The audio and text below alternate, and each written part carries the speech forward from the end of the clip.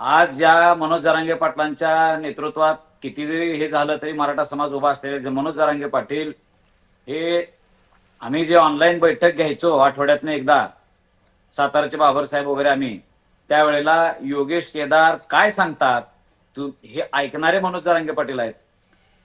बहुतांश वेळा म्हणजे अनेक वेळा ह्याच मनोज जरांगे पाटलांनी आमच्या गोदापट्ट्यामध्ये तुम्ही आलं पाहिजे दादा म्हणून 10दा विनंती केलेला हाच योगेश केदार आहे.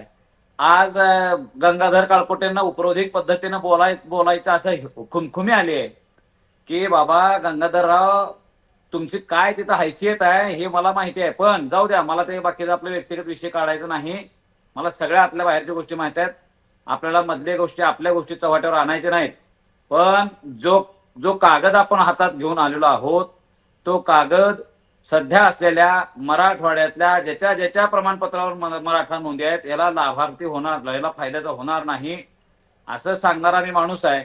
आणि त्याच्यावर ह्याच मनोज जरांगे पाटलांना आज 4 दिवस आपल्या भूमिका मांडाव्या लागत आहेत. सगळ्यात महत्वाचं म्हणजे आज नारायणगडावर जाऊन त्यांनी ऍडमिट केलं, मान्य केलं की जर काय फसवणूक झाली तर पुन्हा आम्ही आंदोलन करू. आमचं असं म्हणणं आहे की मनोज दादांनीच आंदोलन करावं. तुम्ही त्यांचे बॅनर पोस्टर तसेच लावावेत आणि आपण सगळेजण महाराष्ट्रात मिळून करून जाऊया. तुम्हाला कुठून खर्च येतो काय खर्च येतो ह्याच्याशी आम्हाला काही घेणं देणं नाही. समाजाला आम्ही सर्वसामान्य मराठा समाजातील लोक आहोत. तुम्ही तसेच बॅनर लावत फिरा आणि आपण एकत्र राहू. तुम्ही जर का उपोषणला बसला तर हा योगेश केदार तुमच्या पाठीमागे येईल.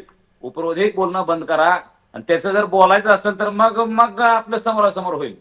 पण सगळ्यात महत्वाचं म्हणजे राज्यामध्ये मराठा समाजाचा हक्क आणि अधिकार हा 50% आत ओबीसी मधून, ओबीसी मध्येच आहे, ओबीसी आरक्षणामध्येच आहे.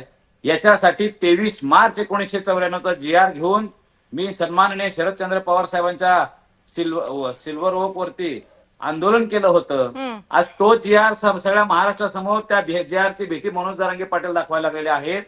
हे योगेश केदारच्या मांडणीवर सगळं आंदोलन चाललेलं आहे. हे मी म्हणलं तर वावगं होणार नाही, मला अहंकार म्हणू नका.